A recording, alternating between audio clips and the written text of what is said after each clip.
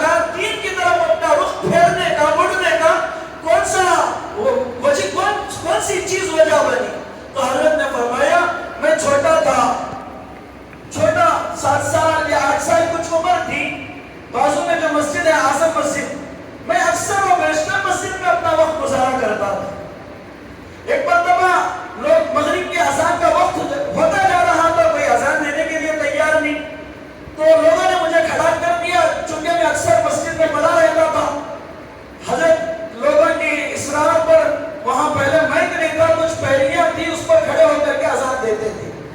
اذان دینا شروع کیا تو آخری جملہ کچھ غلط بول دیے، اشہد ان لا الہ الا اللہ کے ساتھ کچھ اور جملے جو گھرانے کی وجہ سے گھرانے میں سکھائے گئے تھے وہ جملے استعمال کر دیے۔ تو لوگ گھورنے لگے، لوگوں کی جو عادت ہوتی ہے ایسا گھور رہے تھے جو گویا بچے کو ڈرانا چاہتے ہیں۔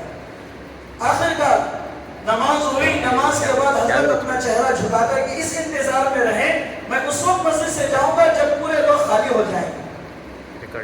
حضرت کے اسلام کا وقت تھا، حضرت کو اللہ تبارک و تعالیٰ بنانا نکھارنا چاہ رہے تھے، اس لیے اللہ تبارک و تعالیٰ نے وہ سچویشن بنائی۔ حضرت کہہ رہے تھے اپنی حیات میں کہ جب سارے لوگ چلے گئے میں پیچھے پھر کر دیکھا کوئی نہیں ہے، میں جانے لگا تو کونے میں دیکھا ایک بزرگ شخصیت چادر اوڑھے بیٹھے ہیں، دور سے اشارہ کیا اور اپنی طرف بلائے۔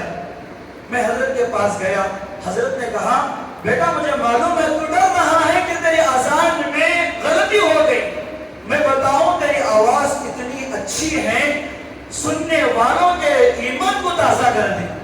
ماشاءاللہ اگر تو کچھ چیزیں سیکھ لے گا انشاءاللہ اللہ تیرے سے بہت سارا کام لے گا۔ یہ شخصیت اور کوئی نہیں، محمد علی صاحب رحمت اللہ علیہ جو اس مدرسے کے بڑے حضرت ہیں۔ حضرت نے اپنے قریب بلایا اور حضرت سمیع اللہ صاحب رحمت اللہ علیہ سے فرمایا بیٹا تیری آواز بہت اچھی ہے، اچھا ہوگا کہ تو قرآن پڑھ لے۔ حضرت نے بڑے حضرت رحمت اللہ علیہ نے کہا کل میرے گھر پر تشریف لانا اور کل سے انشاءاللہ تیرا قرآن شروع ہو جائے گا۔ سمیع اللہ حضرت رحمت اللہ علیہ نے فرمایا دوسرے دن حضرت 11 بجے کا ٹائم دیے تھے، میں 9 بجے ہی حضرت کے گھر چلا گیا۔ پھر حضرت جو ہے میں دروازے پر کھڑا رہا، حضرت دیکھ کر مجھے اندر بلائے، پوچھا کیوں آئے ہو؟ تو حضرت یاد دلائے کہ میں قرآن پڑھنے کے لیے آیا ہوں۔ پھر حضرت نے حضرت سے سوال کیا بڑے حضرت رحمت اللہ علیہ سے کیا میں قرآن پڑھ سکتا ہوں؟ کیا مجھے قرآن پڑھنے آ سکتا کیا؟ تو حضرت نے تسلی دی۔ الغرض حضرت ہمیشہ بڑے حضرت رحمت اللہ علیہ جو ولی اگر کہیں تو ہماری طرف سے مبالغہ نہ ہوگا، بلکہ مقبول ترین شخصیت جن کی آرزوئیں تمنائیں زندگی بھر کی دعائیں ہوتی ہیں کہ جنت البقیع میں میری خبر ہو جائے، اللہ نے جن کے مقدر میں جنت البقیع لکھا ہے وہ بڑے حضرت رحمت اللہ علیہ ہیں۔ ایسی شخصیت نے حضرت کی تربیت فرمائی، ہمیشہ اپنے ساتھ رکھتے، ہمیشہ حضرت کو جو ہے دینی مسائل سکھاتے، قرآن سکھاتے، شریعت کی چیزیں سکھاتے۔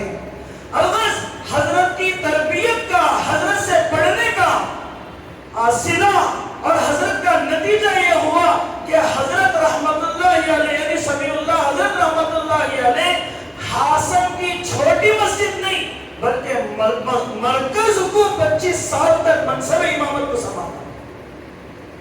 نماز کی توفیق مل جانا مومن کی علامت ہے، نماز کی توفیق کے ساتھ ساتھ امامت کی توفیق کا مل جانا یہ مقبول مومن کی علامت ہے، کامیاب مومن کی علامت ہے۔ کیوں؟ پیارے آقا صلی اللہ علیہ وسلم نے فرمایا اگر دنیا میں سب سے بہترین آدمی اللہ کا سلیکشن بندہ دیکھنا چاہتے ہو خیرکم من تعلم القرآن وعلمہ، اللہ کے نبی نے فرمایا اس آدمی کو دیکھ لو جو قرآن پڑھاتا ہے یا قرآن پڑھتا ہے۔ حضرت رحمت اللہ علیہ نے قرآن پڑھا لی ہے اور کئی سارے علماء حفاظ کو